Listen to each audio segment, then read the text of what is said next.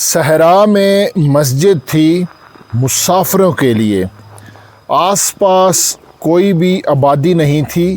یہ پرانے وقتوں کا ایک واقعہ میں نے سنا ہے کہ ایک ملک سے دوسرے ملک میں جب جاتے تھے نا تو بیچ میں صحرا پڑتا تھا۔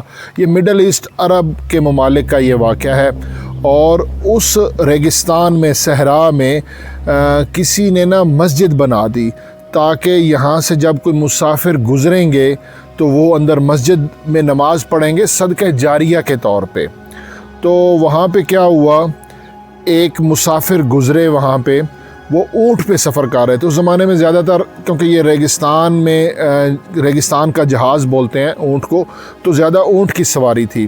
تو اونٹ پہ ایک مسافر وہاں پہ گزرے، ان کی نظر مسجد میں پڑی تو وہ نیچے اترے تو نماز کے لیے۔ تو انہوں نے ایک مسئلہ سنا ہوا تھا کہ انسان کو اللہ نے جتنی عقل عطا فرمائی ہے نا، اس کا استعمال کرے انسان، اس کے بعد پھر آگے اللہ پہ چھوڑ دے۔ یعنی کہ توکل بالکل اسلام میں ہے، لیکن ایسا نہیں ہے کہ وہ وہ اونٹ سے نیچے اترے اور وہ اس کی رسی چھوڑ دیں اور سیدھا مسجد میں چلا جائیں۔ اللہ نے ہمیں انسان پیدا کیا تو جتنا سکھایا وہ تو کرنا ہے۔ وہ انہوں نے سنا ہوا تھا، انہوں نے ہوش کیا، وہ ڈاچی نیچے بیٹھ گئی، ڈاچی اونٹنی کو بولتے ہیں۔ تو اس نے نا اس کا اس طرح گوڈا باندھ دیا، ٹھیک ہے نا۔ اسلام میں پنجابی میں کہاوت بھی ہے کہ بندے کو کم از کم گوڈا باندھنا چاہیے، اس کے بعد پھر سپرد اللہ کے کر دینا چاہیے۔ گوڈا باندھتے ہیں ڈاچی کا، اس سے ڈاچی کھڑی نہیں ہوتی۔ وہ جو مہار تھی نا تو اس کی وہ اس طرح ڈاچی کا گوڈا باندھ دیا، یہ عرب لوگ کرتے تھے۔ تو اس کے بعد پھر وہ جب جانے لگے تو اس کی کمر پہ جو وہ پلانا پڑا ہوا تھا نا، وہ جس کے اوپر، کیونکہ اونٹ کی اس طرح کوہانڈ ہوتی ہے نا تو وہ بیٹھ نہیں سکتا، تو وہ پلانا جو اوپر پڑا ہوتا ہے، وہ ان کے ذہن میں تھا کہ میں نے ابھی وضو کرنا ہے، نماز پڑھنی ہے، تو یہ وزن ہے تو یہ میں اتار دیتا ہوں۔ تو وہ انہوں نے اتار کے سائیڈ پہ رکھا۔ جب اس طرح سائیڈ پہ رکھے تو دور سے انہیں نا گرد و غبار اڑتا نظر آیا، ایسے لگا جیسے کوئی نا بندہ بکریاں چرا رہا ہے۔ وہ رک گئے، آہستہ آہستہ وہ آگے نزدیک آئی بھیڑ بکریاں، ان کے ساتھ ایک نا بکریاں چرانے والا تھا آجڑی، تو اس کے پاس گئے، دعا سلام کی، اسے کہا کہ میں مسجد میں نماز پڑھنے لگا ہوں، یہ میرا پلانا پڑا ہے ڈاچی کا، میں نے گوڈا باندھ دیا، میں نماز پڑھ کے باہر آتا ہوں، تھوڑی دیر تم یہیں بکریاں چراؤ تو میں باہر آ جاتا ہوں، اتنی دیر میں تھوڑا خیال کر لینا۔ تو اس نے کہا ٹھیک ہے۔ وہ مسافر مسجد میں چلے گئے نماز کے لیے، انہوں نے وضو کیا، نماز پڑھی۔ نماز پڑھنے کے بعد نا تو ان کے ذہن میں خیال آیا کہ باہر بندہ اتنی دیر میرے سامان کے پاس کھڑا رہا ہے، بے شک بکریاں چراتا رہا ہے، میں اسے نا ہدیہ دے دیتا ہوں اجرت سمجھ کے جو بھی۔ تو ان کی جیب میں اس دور کے جو بھی کرنسی تھی 2 دینار تھے ہی 2۔ اس نے کہا چلو یہ 2 ان کو دے دیتا ہوں، میں آگے گھر جا رہا ہوں، کوئی مسئلہ نہیں ہے، گھر میں پڑے ہیں پیسے، یہ انہیں دے دیتا ہوں۔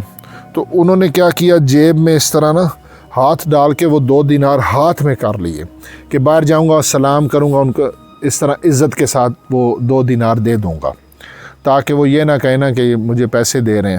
تو ہاتھ میں اس طرح کر کے باہر آئے، دیکھا تو ڈاچی بیٹھی ہوئی ہے، اس طرح گوڈا بندھا ہوا ہے، وہ پلانا بھی نہیں ہے، نہ وہ آجڑی ہے نہ بکریاں ہیں۔ ادھر ادھر دیکھا، بڑا آوازیں لگائی، لیکن انہیں سمجھ لگ گیا کہ وہ بندہ بھاگ گیا ہے، میرا پلانا لے گیا ہے۔ اب وہ اونٹ پہ بیٹھ نہیں سکتے تھے بغیر پلانے کے، انہوں نے گوڈا کھول دیا اور چل پڑے۔ چلتے چلتے آگے شہر میں داخل ہو گئے۔